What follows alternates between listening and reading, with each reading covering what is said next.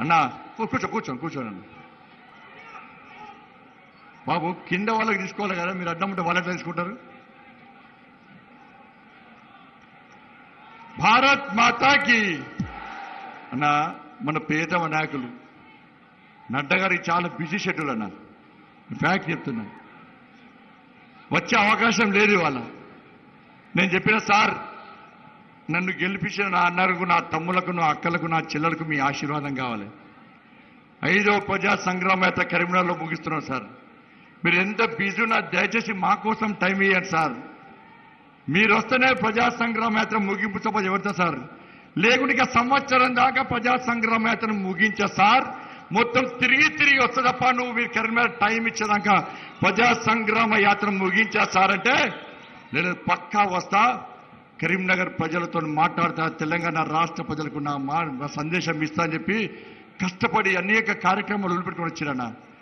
అలాంటి మహానుభావునికి ఒక్కసారి కరతాల ధ్వనితో లేచి నిలబడి స్వాగతం పలికానలేదు అందరం. భారత్ మాతాకి, భారత్ మాతాకి, భారత్ మాతాకి. కొంచెం ఆలస్యం వెళ్ళారా, వారి యొక్క ఉపన్యాసాన్ని వారు ప్రారంభిస్తారు.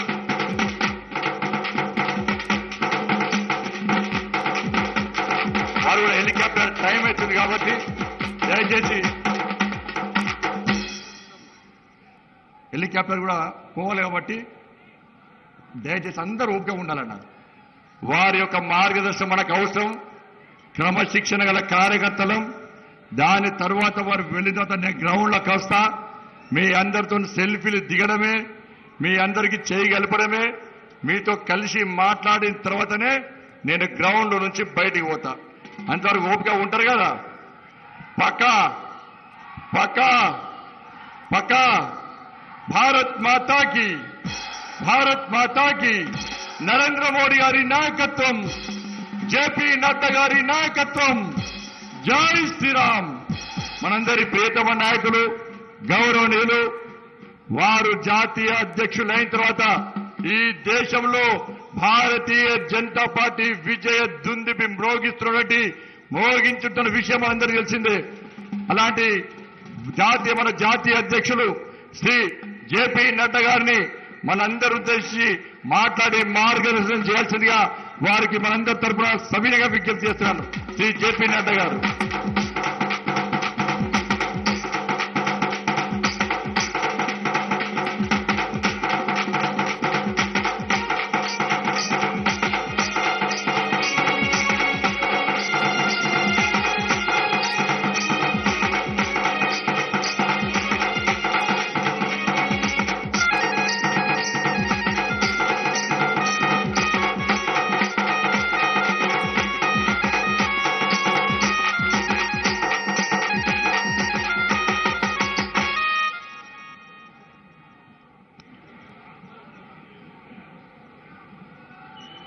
आज के इस प्रजा संग्राम पद यात्रा के समाप्ति कार्यक्रम में मंच पर उपस्थित हमारे बहुत ही जुझारू और कर्मशील और संवेदनशील अध्यक्ष सम्माननीय श्री संजय बंडी जी,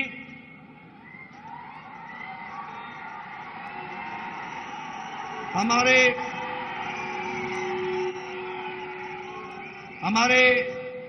भारत सरकार में मंत्री श्री जी किशन रेड्डी जी, हमारे तरुण चुग जी, महामंत्री भारतीय जनता पार्टी, हमारे वरिष्ठ नेता और विधायक एटला राजेंद्र जी, हमारे विवेक वेंकट स्वामी जी जो पूर्व में सांसद रहे, किशन रेड्डी जी जिला अध्यक्ष, मनोहर रेड्डी जी यात्रा के प्रमुख, अरविंद मेनन जी सह प्रभारी, हमारे वरिष्ठ साथी श्री पी मुरलीधर राव जी, हमारे अरविंद धर्मपुरी जी,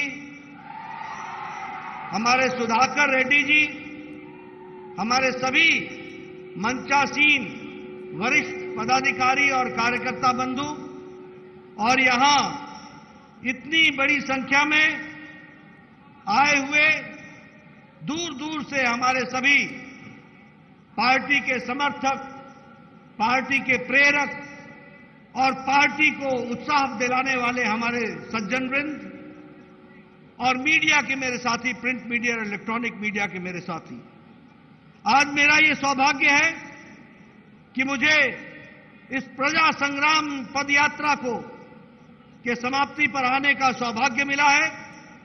सबसे पहले तो मैं भगवान श्री राजेश्वरी को नमन करता हूं और उनसे प्रेरणा लेकर के अपनी बात को प्रारंभ करता हूं। वहीं हमारे कोंडागट्टू हनुमान जी से भी प्रेरणा लेता हूं और उनका भी आशीर्वाद लेकर के अपनी बात को प्रारंभ करता हूं। सबसे पहले आप मुझे एक बात बताओ कि संजय बंडी जी को आपका सांसद चुनने पर आपको सही सांसद मिला कि नहीं मिला? मिला कि नहीं मिला? मैं पीछे से सुनना चाहता हूं। सांसद संजय बंडी आपको सही सांसद मिला कि नहीं? मित्रों, सबसे पहले तो मैं आपको बधाई देता हूं और धन्यवाद देता हूं कि आपने भारतीय जनता पार्टी के संजय बंडी जी को सांसद के रूप में चुना है।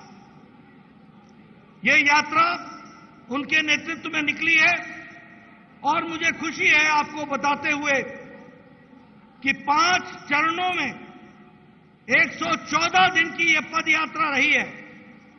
56 असेंबली कॉन्स्टिट्यूएंसीज को कवर करते हुए 1458 किलोमीटर पद यात्रा करते हुए आज हम करीमनगर में यहां इस यात्रा की समाप्ति कर रहे हैं।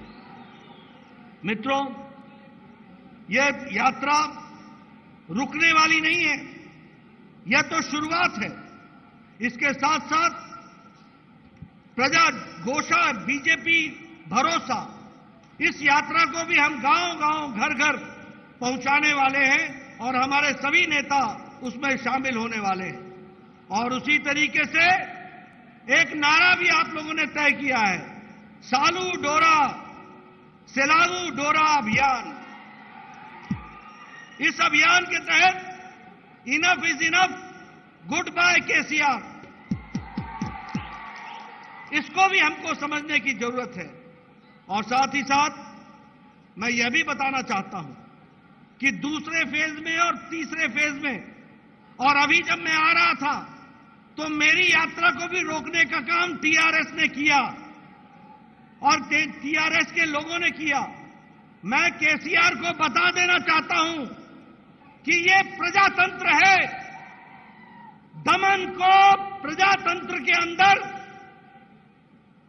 इतिहास के कूड़ेदान में दफन कर देती है ये जनता है। इसको पहचानो, इसको समझो। और इसीलिए मैं ये कहना चाहता हूं कि पार्टी ने इस यात्रा को निकालकर जो लोगों का जन आक्रोश था उसको लोगों के साथ मिलकर के समाज में, देश में, प्रजातंत्र में बताने का काम ये हमारी यात्रा ने किया है। और साथ ही साथ मैं ये भी बोलना चाहता हूं कि आज जब मैं यहां आया हूं तो एक तरफ भारत सरकार मोदी जी के नेतृत्व में चल रही है, जो आम गांव, गरीब, वंचित, पीड़ित, शोषित, दलित, महिला, किसान, युवा, इनको ताकत दे रही है। और वहीं केसीआर की सरकार भ्रष्टाचार, अनाचार, प्रजातंत्र का गला घोटने वाली और जनता विरोधी नीतियों के साथ वो यहां पर काम कर रही है। ऐसी सरकार को न रहने का अधिकार है, न काम को आगे बढ़ाने की दृष्टि से उन्होंने कोई काम किया है।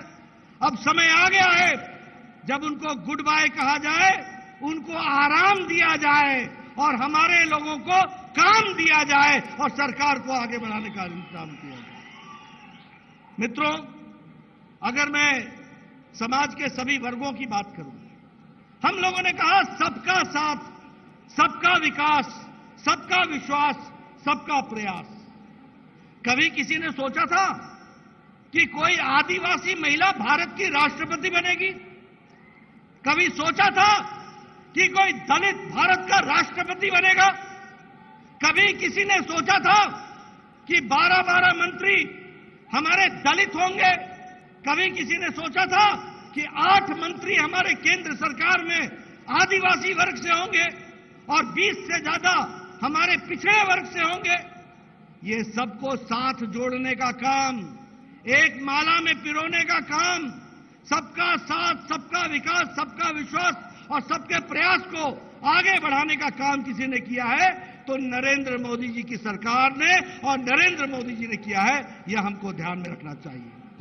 मैं इसके साथ साथ यह भी बताना चाहता हूं कि विकास के दृष्टि से आज अगर मैं तेलंगाना की बात करूं तो जो सड़कें बनी हैं वो पिछले 5 साल के अंदर केंद्र सरकार के द्वारा 4,996 किलोमीटर बनी है, 4,996 किलोमीटर।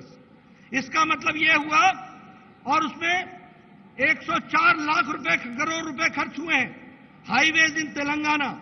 इसका मतलब यह हुआ कि लद्दाख से तेलंगाना की जो सड़क बनती है उतनी सड़कें यहां पर बनी हैं, ये केंद्र सरकार ने करके दिया है। उसी तरीके से 4 लेन का फ्लाईओवर, एलिवेटेड कॉरिडोर, ये सारी चीजें विकास के दृष्टि से यहां पर काम हुआ है, उसको आपके सामने मैं रखना चाहता हूं। अगर मैं जल जीवन मिशन की बात करूं, हर घर जल पहुंचाने की बात की है तो 1,91,00,000 घरों में इसको पहुंचाने का 1,91,000 लोगों के घरों में इसको पहुंचाने का काम किया है। उसी तरीके से नए हाउस होल्ड, नए घरों में 38 लाख घरों में घर घर जल पहुंचाने का काम किया है।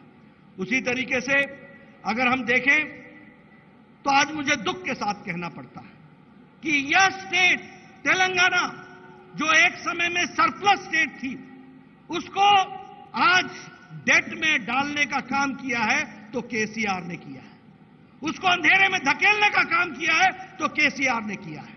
और आपको जानकर आश्चर्य होगा कि आज तेलंगाना प्रदेश जो आज से 8 साल पहले सरप्लस स्टेट था, आज 3.29 लाख करोड़ रुपए के डेट में खड़ा है ये हमारा प्रदेश। उसी तरीके से केसीआर बोलते रहते हैं कि Telangana is a richest state. मैं उनको करेक्ट करना चाहता हूं, Telangana was a richest state, you have made it a poor state and a debt state. यह भी आपने ला करके खड़ा किया है। अगर मैं बात करूं, ऊंचे ऊंचे विचार लेकर के चले, ऊंची ऊंची बातों को कहने के लिए चले। मैं कोशिश करूंगा, आपके तेलंगाना में कहावत है, उस कहावत को मैं तेलुगु में बताने का प्रयास करूंगा। पता नहीं मैं समझा पाऊंगा कि नहीं समझा पाऊंगा, लेकिन मैं कोशिश जरूर करूंगा। वो कहावत क्या है? उट्टी येगरा लेनम्मा स्वर्गनिकी येगुरा दामू आनू कुंडी, यानी छत पर हांडी टांगने की जगह नहीं और सपने आसमान के देखने लगे हो, यह है केसीआर का काम। ऐसे लोगों को रहने देना है क्या? ये कुछ आपका भला कर सकेंगे क्या? बताओ मेरे को, भला कर सकेंगे क्या? मित्रों, आज अच्छा नहीं लगता है कहते हुए। ठीक है, केसीआर साहब को गुस्सा आता होगा, लेकिन आखिर एजेंसीज को उनकी बेटी को पूछताछ के लिए बुलाना क्यों पड़ रहा है? क्या कारण है? कौन सी ऐसी चीज है? भ्रष्टाचार में आकंठ डूबे हुए, और उम्मीद क्या लगाई है? भारतम राज्य समिति, अब भारत की राज्य समिति बनेगी, तेलंगाना की राज्य समिति नहीं रह गई है। और मैं तो ये कहूंगा कि टीआरएस से बीआरएस और बीआरएस से आने वाले समय में वीआरएस, वॉलंटरी रिटायरमेंट हो जाने वाली है। वीआरएस लेने वाले, वॉलंटरी रिटायरमेंट स्कीम को लेंगे। उसी तरीके से अगर दुबाका में हमारी जीत होती है, अगर हमारी हुजूराबाद में जीत होती है, तो आने वाले समय में विधानसभा के चुनाव में आप भारतीय जनता पार्टी का समर्थन करेंगे, ये मेरा पूरा विश्वास है। मैं यहां यह भी बात कहना चाहता हूं, आपका ज्यादा समय नहीं लूंगा, मुझे आने में देर हुई है मैं जानता हूं, लेकिन मैं आपको बताना चाहूंगा, एक समय में केसीआर कहते थे कि हम प्रजातांत्रिक तरीके से तेलंगाना को चलाएंगे। ये भी कहते थे कि मैं दलित को मुख्यमंत्री बनाऊंगा। बोलते थे कि नहीं बोलते थे? अब उनको बेटा, दामाद, बेटी के सिवाय कोई नहीं दिखता, और कोई नहीं दिखता। और ये प्रजातंत्र के बारे में बोलने वाले व्यक्ति आज पारिवारिक डायनेस्टिक रूल के तरफ जाने की कोशिश कर रहे हैं, परिवारवाद फैला रहे हैं। उसी तरीके से अगर मैं भ्रष्टाचार की बात करूं तो मैक्रो लेवल पर लूट का काम केसी चंद्रशेखर राव ने लिया हुआ है, केशव चंद्रशेखर राव ने लिया हुआ है। और छोटे स्तर पर, माइक्रो स्तर पर इनके मंत्री और इनके एमएलए ने लूट का काम ले रखा है। मैं ठीक बोल रहा हूं कि नहीं बोल रहा हूं? मैं सच बोल रहा हूं कि नहीं बोल रहा हूं? मैं सच बोल रहा हूं कि नहीं? मित्रों, ये इनका हाल चाल हो गया है। और अगर मैं कहूं तो इन्होंने धोखा दिया जनता को, और धोखा दिया उन लोगों को जिन्होंने तेलंगाना बनाने में अपने आप को आहूत कर लिया, शहीद हो गए, उनको भी इन्होंने धोखा दिया है। और आजकल मुझे पता चला है कि आजकल लैंड रेवेन्यू में दरानी पोर्टल चला है। दरानी पोर्टल है। यह तो लूट का कारण बन गया है। यह टीआरएस के लोगों को लूट का तरीका बन गया है। उसको भी हमको ध्यान में रखना होगा, और उसको भी ध्यान में रख करके आगे समझना पड़ेगा। जहां तक लोकल बॉडीज का सवाल है, वहां भी उन्होंने किसी तरीके से कोई भी काम नहीं किया, और साथ ही साथ आर्थिक रूप से भी समस्या क्रिएट करने का काम किया है। और उसमें भी अगर 42,000 करोड़ रुपए का बजट ये मिला है, तो यह भी मिला है केंद्र सरकार के द्वारा, और इस तरीके की बात को भी हमको ध्यान में रखना चाहिए। अगर मैं लिबरेशन डे की बात करूं, 17 सितंबर को केसीआर नहीं चाहते कि लिबरेशन डे हो, क्योंकि ओवैसी के साथ संबंध बना के रखते हैं। और ऐसे लोग क्यों चाहेंगे कि लिबरेशन डे बने? लेकिन हां, हम जानते हैं तेलंगाना का इतिहास, हम जानते हैं रजाकार की क्रूरता, हम जानते हैं किस तरीके से उन्होंने समाज को बांटने का प्रयास किया है। और हम यह भूलने वाले नहीं हैं कि किस तरीके से हमारी भारत की जनता ने इन रजाकारों का मुकाबला भी किया, और देश की आजादी के लिए भी अपने आप को जोड़ा है। ऐसे में लिबरेशन डे हम 17 तारीख को सितंबर को मनाने का, जिसको हमारे गृह मंत्री अमित शाह जी ने शुरू किया है, उसको और जोर शोर से मनाएंगे, और देश के दृष्टि से उसको आगे बढ़ाएंगे। ये मैं जरूर कहना चाहता हूं। मित्रों, वो यादें भूल गए। 2 बेडरूम बनाऊंगा, अपने तो फार्म हाउस बना के बैठ गए, और गरीबों को 2 बेडरूम से भी बेनसीब कर दिया, वह भी उनसे छीन लिया। उन्होंने कहा था कि हम 1 टाइम लोन वेवर करेंगे फार्मर्स का, अभी भी किसान इंतजार कर रहे हैं। उन्होंने कहा था कि 2 एकड़ लैंड एससी को और 3 एकड़ लैंड एसटी को देंगे। हमारे एससी भाई और एसटी भाई भी इंतजार कर रहे हैं। और स्टाइपेंड के लिए युवाओं को एक बड़ा अच्छा फिगर बताया था, 3,016 रुपीज पर मंथ। ये 16 रुपए क्यों जोड़े थे, मेरे को आज तक समझ नहीं आया। ये क्यों जोड़े थे मेरे समझ में नहीं आया। ऐसा लगता था जैसे एकदम जोड़ करके निकाला हो, और 16 रुपए तेरे बनते हैं तो 3,016 रुपए हम तुमको देंगे। आज भी बेचारा युवा इंतजार कर रहा है उस 3,016 रुपए के लिए, वह भी हमको ध्यान में रखना चाहिए। कहा था केजी से पीजी तक हम पढ़ाई करने की व्यवस्था करेंगे, उसका भी क्या किया वो भी आप सबके ध्यान में है। वेलनेस सेंटर्स का नाम बदल करके बस्ती दवाखाना कर दिया। हम केंद्र सरकार की योजना 1,50,000 देश में हम वेलनेस सेंटर बना रहे हैं, और उस वेलनेस सेंटर में 1,50,000 में बड़ी संख्या में तेलंगाना में भी बन रहा है, लेकिन उसका नाम बदल करके बस्ती दवाखाना। अब मैं पूर्व स्वास्थ्य मंत्री रहा हूं, मुझे मालूम है दवाखाना और वेलनेस सेंटर में जमीन आसमान का अंतर है। लेकिन केसीआर को कौन समझाए, चीटिंग करने वाला ओरिजिनल नहीं होता, वो डुप्लीकेट होता है। तो तुम डुप्लीकेट हो, ओरिजिनल हम ही हैं, ये तेलंगाना की जनता जानती है। और इसीलिए मैं अंत में एक बात कहूंगा, आपका ज्यादा समय नहीं लूंगा। जो लोग चाहते हैं कि केसीआर की सरकार जाए, जो लोग चाहते हैं कि टीआरएस की भ्रष्टाचारी सरकार जाए, जो लोग चाहते हैं कि टीआरएस की दमनकारी सरकार जाए, जो लोग चाहते हैं कि टीआरएस का कुशासन वाली सरकार जाए, उनको ये याद रखना पड़ेगा कि केसीआर को कोई हटा सकता है तो वो भारतीय जनता पार्टी हटा सकती है। भारतीय जनता पार्टी इस काम को पूरा करेगी। इसलिए जो लोग केसीआर विरोधी हैं, जो लोग टीआरएस विरोधी हैं, जो लोग कुशासन के विरोधी हैं, जो लोग भ्रष्टाचार के विरोधी हैं, जो लोग वंशवाद के विरोधी हैं, जो लोग परिवारवाद के विरोधी हैं, उन सबको मैं आह्वान करना चाहता हूं, भारतीय जनता पार्टी के साथ जुड़िए, भारतीय जनता पार्टी के हाथ मजबूत कीजिए, भारतीय जनता पार्टी का कमल खिलाइए और कमल खिलेगा और टीआरएस जाएगा। तेलंगाना में विशुद्ध भारतीय जनता पार्टी की सरकार बनेगी। और मैं अंत में बतौर राष्ट्रीय अध्यक्ष बोलना चाहता हूं कि पद यात्रा बंद नहीं हुई है। पद यात्रा का एक फेज पूरा हुआ है। इसके बाद अगली यात्रा का हम फिर से घोषणा करेंगे और गांव-गांव जाएंगे, जन-जन तक अपनी आवाज पहुंचाएंगे। और ये जो एटीएम वाली सरकार है ना, कालेश्वरम वाली, ये एटीएम की सरकार किया, एटीएम बदला जाएगा, ओरिजिनल एटीएम आएगा। जो केंद्र सरकार जिस बात को कहेगी उसको यहां पूरा करेगा और धरती पर लगाने वाला काम करेगा। इस बात को हमको समझना होगा। मुझे पूरा विश्वास है कि आप सब लोग इस यात्रा के लिए मैं शुभकामनाएं देता हूं और आप आगे बढ़िए, पूरी ताकत से लगिए, तेलंगाना की जनता की सेवा कीजिए, तेलंगाना के जनता को आगे बढ़ाने का काम कीजिए, तेलंगाना राज्य को आगे बढ़ाने का काम कीजिए और भ्रष्टाचारी सरकार को इससे मुक्त होइए। इन्हीं शब्दों के साथ बहुत बहुत धन्यवाद। जय भारत, जय तेलंगाना।